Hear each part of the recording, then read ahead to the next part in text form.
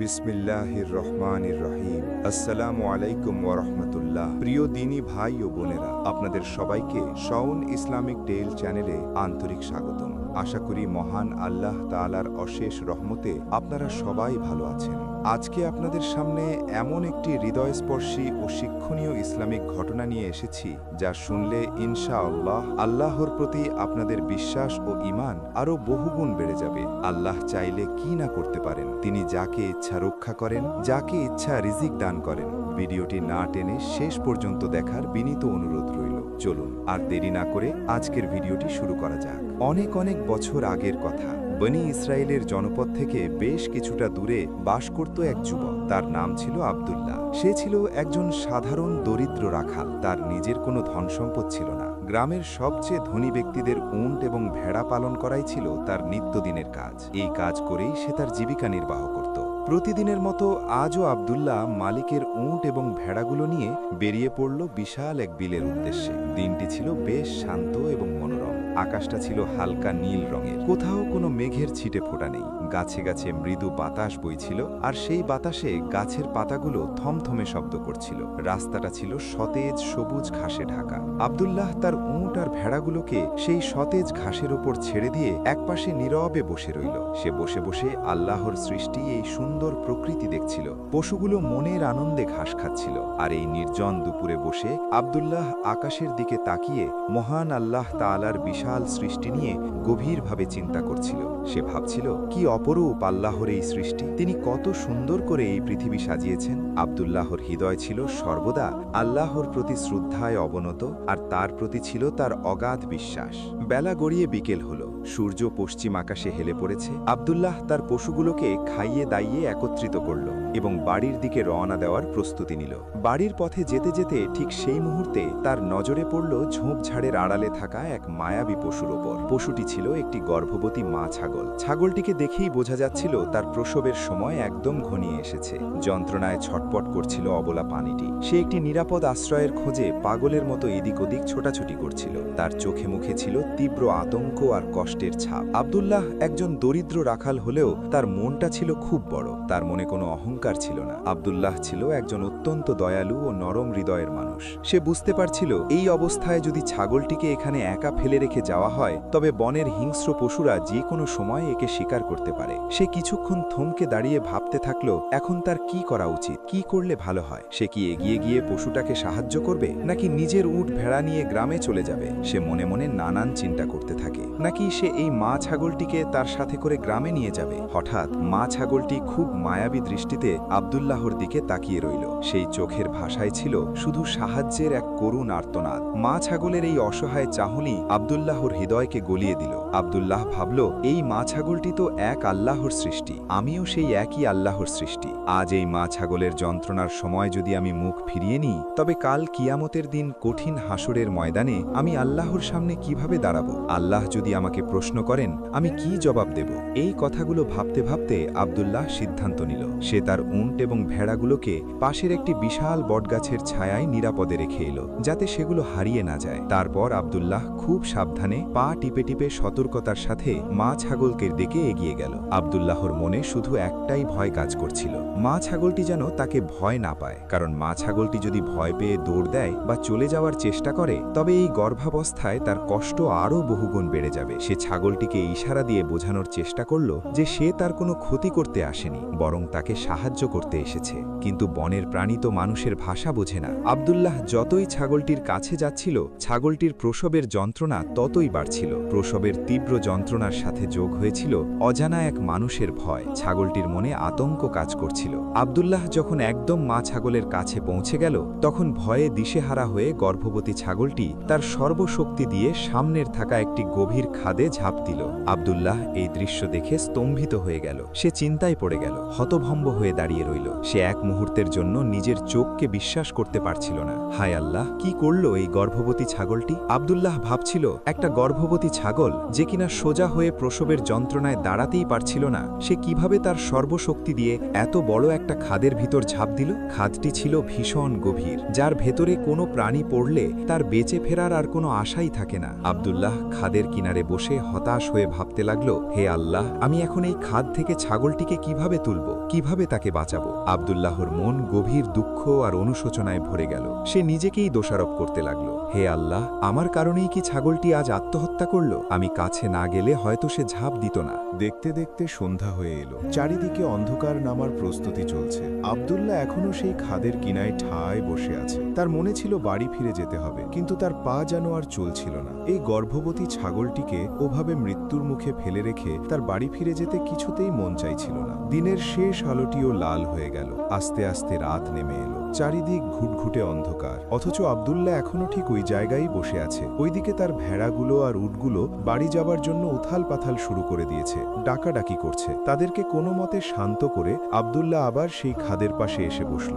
আব্দুল্লাহর কানে এখনো পর্যন্ত বাজছিল ছাগলটি খাদে ঝাঁপ দেওয়ার সেই শব্দ, আর চোখের সামনে ভাসছিল গর্ভবতী ছাগলের সেই শেষ মায়াবী চাহনি। আব্দুল্লাহর মন বলছিল, ফিরে চলো আব্দুল্লাহ, তোমার ভেড়া আর উটকে নিয়ে গ্রামে ফিরে যাও। যা হওয়ার তা হয়ে গেছে, যা ঘটার তা ঘটে গেছে। তুমি তো আর ইচ্ছে করে ফেলোনি। কিন্তু তার পা দুটো যেন ওখানের মাটিতে আটকে গিয়েছিল। মনের এক অজানা শক্তি তাকে ওখান থেকে নড়তে দিচ্ছিল না, কারণ সে ছিল একজন দয়ালু রাখাল। কারো কষ্ট সে সহ্য করতে পারত না। ঠিক তখন তার ঈমানী হৃদয় তাকে প্রশ্ন করল, আব্দুল্লাহ, তুমি কি আল্লাহ তাআলাকে বিশ্বাস করো না? তুমি কি আল্লাহ তাআলার এই রহমত থেকে নিরাশ হয়ে ফিরে যাবে? তুমি তো নিজের চোখেই দেখেছিলে গর্ভবতী ছাগলটি কিভাবে ওই খাদের ভিতর ঝাঁপিয়ে পড়ল তার ওই প্রসবের যন্ত্রণা নিয়ে। কিন্তু তুমি তো এখনো নিজের চোখে দেখোনি যে ছাগলটি বেঁচে আছে নাকি মরে গেছে। এমনও তো হতে পারে যিনি আসমান ও জামিনের মালিক, তিনি তার এই অবলা সৃষ্টির জন্য খাদের নিচে কোনো বিশেষ ব্যবস্থা করে রেখেছেন। আব্দুল্লাহর মাথার ভিতর সবসময় এই কথাগুলোই ঘুরপাক খাচ্ছিল। হঠাৎ আল্লাহর রহমতের কথা চিন্তা করতেই তার মনে এক নতুন আশা সৃষ্টি হল। সে দৃঢ় সিদ্ধান্ত নিল, সে গর্ভবতী ওই ছাগলটিকে উদ্ধার করবেই। এই ঘটনাটির শেষ না দেখে আব্দুল্লাহ হাল ছাড়বে না। আব্দুল্লাহ প্রথমেই তার ভেড়া এবং উটগুলোকে একটা নিরাপদ স্থানে শক্ত করে বেঁধে রেখে আসলো, যাতে রাতের বেলা কোনো হিংস্র প্রাণী তার এই পশুগুলোর উপর আক্রমণ করতে না পারে। এরপর সে খাদের আশেপাশে তাকাতে লাগলো নামার উপায়ের জন্য। তারপর সে দেখল বনের ভিতর একটা লতা গাছ আছে। সে দৌড়ে গিয়ে ওইখান থেকে শক্ত লতা ছিঁড়ে আনলো। লতাটি খাদের পাশে থাকা একটা মজবুত গাছের সাথে শক্ত করে বেঁধে আব্দুল্লাহ ওই লতা বেয়ে খাদের নিচে নামার চেষ্টা করলেন।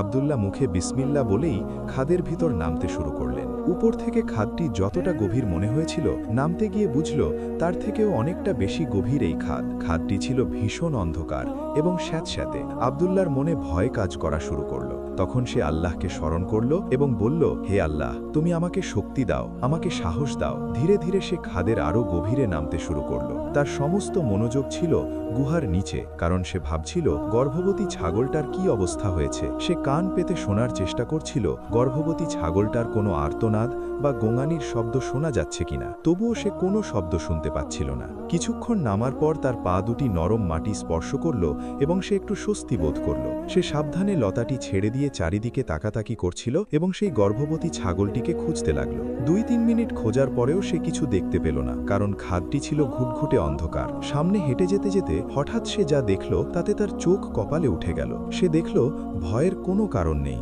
গর্ভবতী ছাগলটি খাদের একটা নরম জায়গায় অক্ষত অবস্থায় দাঁড়িয়ে আছে। তার শরীরে সামান্য আঁচড়ের চিহ্নও নেই। আব্দুল্লাহ ঠিক তখনই আল্লাহ তাআলার প্রতি শুকরিয়া জানালো। এর থেকেও অবাক হওয়ার বিষয় হল, গর্ভবতী ছাগলের পাশেই ফুটফুটে তুলতুলে দুটি ছাগলছানা জন্ম নিয়েছে। সদ্যজাত দুটি ছাগলছানার চোখ দুটো যেন মুক্তার মতো সেই অন্ধকার খাদের ভিতর জ্বলজ্বল করছে। মা ছাগলটি পরম মমতায় তার ছানা দুটোকে চেটে পুটে পরিষ্কার করছে। আব্দুল্লাহ কয়েক মিনিটের জন্য বাকরুদ্ধ হয়ে গেল। সে বুঝতে পারছিল না এটা কিভাবে সম্ভব, কিভাবে হলো। এত উঁচু থেকে পড়ার পরেও একটি গর্ভবতী ছাগল কিভাবে বেঁচে থাকতে পারে, এবং সেটা কোনো ক্ষতিক্ষয় ছাড়া। সাথে খুব সুন্দর দুটি ছাগলছানাও হয়েছে, তাদেরও কোনো ক্ষতি হয়নি। আব্দুল্লাহর হৃদয় ঠিক তখনই বলে উঠল, সুবহান আল্লাহ, সুবহান আল্লাহ। নিশ্চয়ই এটা আল্লাহ তাআলার একটা বিশাল নিয়ামত, আল্লাহ তাআলার একটা অসীম দয়া। যিনি পৃথিবীর রক্ষক, তিনি রক্ষা করলে কোনো শক্তিই তার ক্ষতি করতে পারে না। আল্লাহ এক ও অদ্বিতীয়।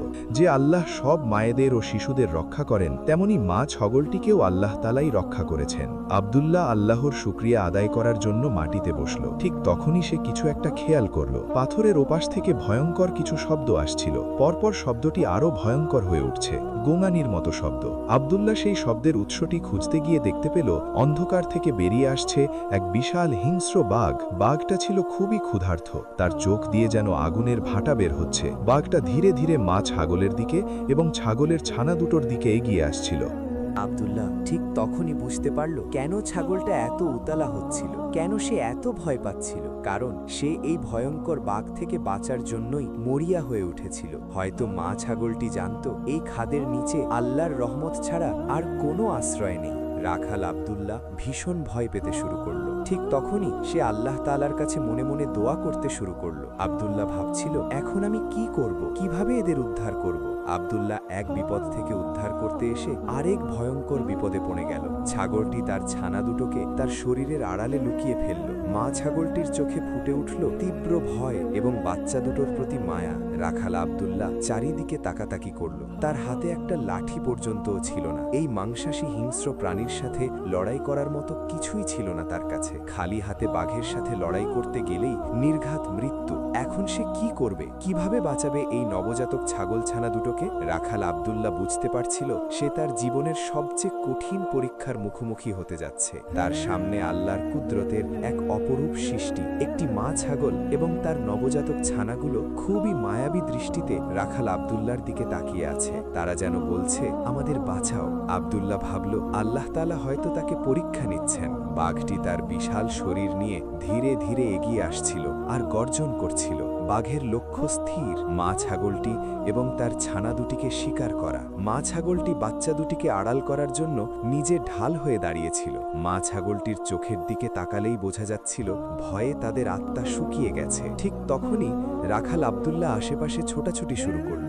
দেখতে চাইল আশেপাশে কোনো পাথর বা লাঠি বা দড়ি আছে কিনা, যা দিয়ে অন্তত হিংস্র বাঘটির উপর হামলা করা যায় বা আঘাত করা যায়। কিন্তু খাদের ভেতরের স্যাঁতসেঁতে মাটিতে কিছুই ছিল না, ছিল শুধু বালি আর মাটি। একদিকে 3টি প্রাণ বাঁচানোর আকুতি, অন্যদিকে নিজের প্রাণের ভয়। কি করবে আব্দুল্লাহ কিছুই বুঝে উঠতে পারছিল না। এই দুই চিন্তার কারণে আব্দুল্লাহ অস্থির হয়ে পড়ল। নিজের জীবনের ভয় এবং দুই নিষ্পাপ ছাগলছানা দুটোকে নিয়ে বেশি চিন্তা ছিল তার। সে ভাবল, আল্লাহ আমার পরীক্ষা নিচ্ছেন। আমি যদি এই অসহায় মা ছাগল এবং ছাগলছানা দুটোকে ফেলে পালিয়ে যাই, তাহলে কিয়ামতের দিন আল্লাহ তাআলার কাছে কি জবাব দিব? আল্লাহ তাআলা জিজ্ঞেস করলে কি বলবো? আর আজ যদি এদেরকে বাঁচাতে না পারি, তাহলে আল্লাহ তাআলার কাছে আমি আল্লাহর বান্দা বলে কিভাবে পরিচয় দিব? সে মনে মনে বলল, হে আল্লাহ, তুমি আমার সহায় হও। এই চিন্তা তার মনের থেকে সব ভয় দূর করে দিল। সে বুঝতে পারল এটি শুধু ছাগলছানা এবং তার মায়ের লড়াই নয়, এটি তার ঈমানের পরীক্ষা। ঠিক তখনই আব্দুল্লাহ তার সবচেয়ে বড় অস্ত্র ইবাদত ও দোয়ায় বসে পড়ল। সে হাতে কিছু বালি তুলে নিল এবং ইবাদত করতে থাকল। আল্লাহ কাছে কাঁদতে থাকল। তার চোখ দিয়ে অঝরে পানি পড়ছে। সে দোয়া বন্ধ করছে না। আল্লাহ তাআলার কাছে কেঁদেই যাচ্ছে। তাদের জানগুলো ভিক্ষা চাচ্ছে। ভাঙা ভাঙা গলায় আল্লাহ তাআলার কাছে দোয়া করতে থাকল। ঠিক তখনই বাঘটি আস্তে আস্তে তাদের দিকে আরো এগিয়ে আসছিল। আব্দুল্লাহ আর্তনাদ করে বলল, হে পৃথিবীর মালিক, হে আরশের মালিক, তুমি তো এই ছাগলটি এবং ছাগলটির বাচ্চাদের সৃষ্টি করেছ, আমাকেও সৃষ্টি করেছ। আমাদের তুমি রক্ষা করো মালিক। হে আল্লাহ, আমাদের রক্ষা করো। তুমি তো আমাদের রক্ষাকর্তা। তুমি তো এদের মায়ের গর্ভ থেকে এই সুন্দর পৃথিবীতে এনেছ। এত বড় খাদে পড়ার পরেও তারা বেঁচে ছিল। তুমি তো তাদের রক্ষা করেছ।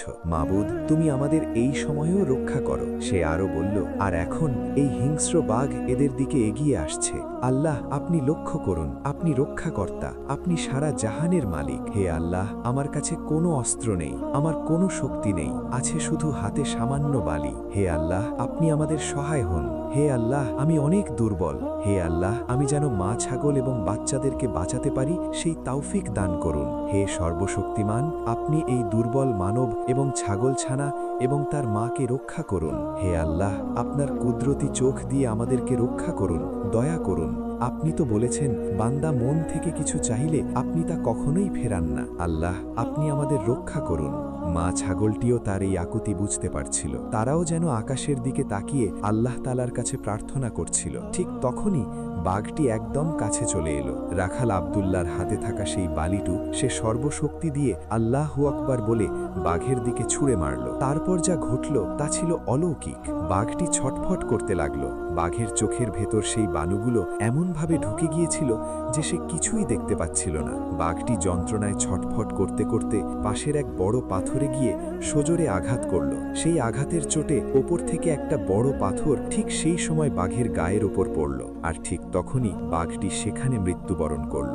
আব্দুল্লাহ এই অলৌকিক ঘটনাটি দেখে আকাশের দিকে তাকিয়ে আল্লাহ তাআলার প্রতি শুকরিয়া আদায় করল এবং অঝরে কাঁদতে থাকল। হে আল্লাহ, আপনি মহান, আপনি সারা জাহানের মালিক, আপনি আমাদের রক্ষা করেছেন। আল্লাহ দেখিয়ে দিয়েছেন তার শক্তির কাছে পৃথিবীর কোনো শক্তি টিকে না। আব্দুল্লাহ আর নিজেকে ধরে রাখতে পারল না। সে ওখানেই ওই মাটিতেই সিজদায় লুটিয়ে পড়ল, আল্লাহর কাছে শুকরিয়া আদায় করল। আব্দুল্লাহ যখন সিজদা থেকে মাথা তুলল তখন সে অনুভব করল এই গুহাটা আর আগের মতো নেই, এই খাদটা আর আগের মতো নেই। মনে হচ্ছে যেন স্বর্গের সাথে মিশে গেছে। এমনটাই অনুভব করছিল রাখাল আব্দুল্লাহ। তারই পাশে বাঘের নিথর দেহটি পড়ে আছে। ছাগল এবং ছাগলের ছানাগুলো একবার বাঘের মরা দেহের দিকে তাকায় আর একবার আব্দুল্লাহর মুখের দিকে তাকায় মায়াবী দৃষ্টিতে। আব্দুল্লাহ সিজদা থেকে উঠে দাঁড়ালো এবং সে মা ছাগলের কাছে গিয়ে দাঁড়ালো। সে দেখল মা ছাগলটির চোখে আর আগের মতো ভয় নেই। মা ছাগলটি খুবই সাবধানে তার বাচ্চাগুলোকে আগলিয়ে রেখেছে। আব্দুল্লাহ মনে মনে ভাবছিল যে মা ছাগলটি হয়তো এখনো ভয় পাচ্ছে, কিন্তু মা ছাগলটি তার এই ভাবনাটাকে ভুল প্রমাণিত করে ধীরে ধীরে তার পায়ের কাছে গিয়ে দাঁড়ালো এবং গা ঘষতে লাগলো। বোঝা যাচ্ছে মা ছাগলটি আব্দুল্লাহর উপর কৃতজ্ঞতা স্বীকার করছে। আব্দুল্লাহ ঠিক তখনই এটা বুঝতে পেরে তার গায়ে হাত বুলিয়ে দিল। অবলা প্রাণীটির এই ভালোবাসা দেখে আব্দুল্লাহ আর নিজেকে ধরে রাখতে পারল না। নিজের চোখ দিয়েও টলটল করে পানি বের হচ্ছিল। আব্দুল্লাহও তার প্রতি মায়া অনুভব করছিল। আর সে সময় আব্দুল্লাহ মা ছাগলটির মাথায় হাত বুলিয়ে দিচ্ছিল আর বলছিল, শুকরিয়া আমাকে জানিও না, যে এই পৃথিবীর সৃষ্টিকর্তা রিজিকদাতা তাকেই শুকরিয়া জানাও, তিনিই তোমাকে বাঁচিয়েছেন। তখনই মা ছাগলটি আকাশের দিকে তাকিয়ে দু চোখ দিয়ে পানি ফেলে যেন আল্লাহর প্রতি শুকরিয়া আদায় করল। এগুলো দেখে আব্দুল্লাহর মনে হলো পৃথিবীর কোটি টাকা ধন সম্পদের চেয়েও আল্লাহর প্রতি বিশ্বাস অনেক মূল্যবান। কিছুক্ষণ পর ভোরের আলো যখন খাদের ভেতর দিয়ে উঁকি দিচ্ছে, ঠিক তখন আব্দুল্লাহ মনে করল এখন আমার যাওয়ার সময় হয়েছে। আস্তে আস্তে সে সেই লতা গাছটার দিকে এগিয়ে গেল এবং তাদেরকে খা থেকে তোলার চেষ্টা করল। ঠিক তখনই আব্দুল্লাহর জামা ধরে মা ছাগলটি কিসের যেন ইঙ্গিত দিচ্ছিল। সে তার জামাটা টানতে টানতে তাকে খাদের অন্য এক কোণায় নিয়ে যাচ্ছিল। আব্দুল্লাহ অবাক হয়ে তার পিছনে পিছনে যাচ্ছিল। আব্দুল্লাহ মনে মনে ভাবছিল হয়তো খাদ থেকে ওঠার জন্য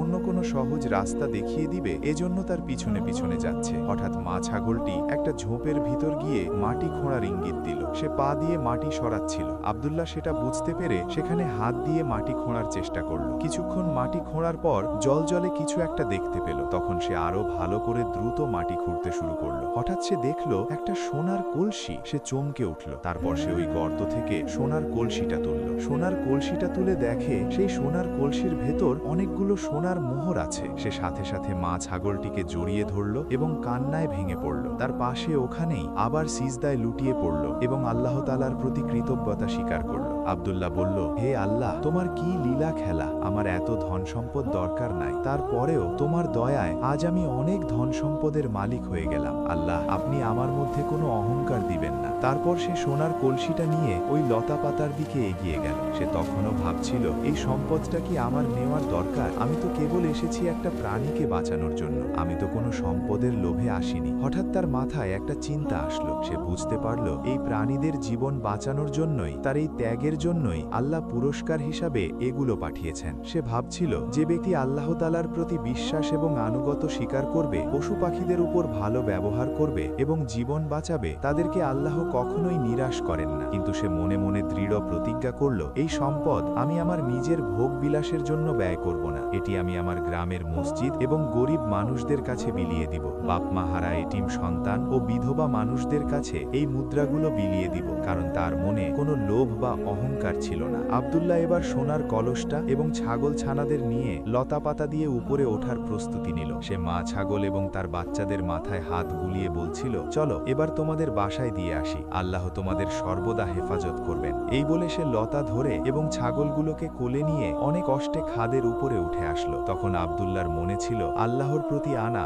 অটুট ঈমানের কথা। সে তার ভেড়া এবং উটগুলো নিয়ে গ্রামের উদ্দেশ্যে রওনা দিল। গ্রামে গিয়ে তার পশুগুলোকে ধনী পশুর মালিকের কাছে বুঝিয়ে দিল। তারপর সে তার ওয়াদা অনুযায়ী গ্রামের বিধবা ও বাপমাহারা ছেলে মেয়েদেরকে ডেকে এনে তার ওই মুদ্রাগুলো সবাইকে বিলিয়ে দিল এবং সামান্য কিছু মুদ্রা নিজের জীবন যাপনের জন্য রাখল। বন্ধুরা, আজকের এই ইসলামিক ভিডিওটি থেকে আমরা শিখতে পারলাম আল্লাহ তাআলা এক ও অদ্বিতীয়। আমাদেরকে তার সৃষ্টির সকলের প্রতি দয়া করতে হবে, হোক সেটা মানুষ কিংবা অবলা প্রাণী। আর আল্লাহ তাআলার কাছে তার বান্দা যদি বিপদে পড়ে মন থেকে কিছু চায়, তাহলে আল্লাহ তাআলা তাকে কখনোই নিরাশ করেন না। আমাদের আজকের এই ইসলামিক গল্পটি যদি আপনার ভালো লেগে থাকে, তবে অবশ্যই আমাদের চ্যানেলটি সাবস্ক্রাইব করবেন এবং ভিডিওটি শেয়ার করে অন্যদের শোনার সুযোগ করে দেবেন। দেখা হচ্ছে পরবর্তী কোনো ইসলামিক ভিডিওতে। ধন্যবাদ সবাইকে। সবার সুস্থতা এবং ঈমানি জিন্দেগি কামনা করে আজকের ভিডিও এখানেই শেষ করছি। আসসালামু আলাইকুম ওয়া রাহমাতুল্লাহ।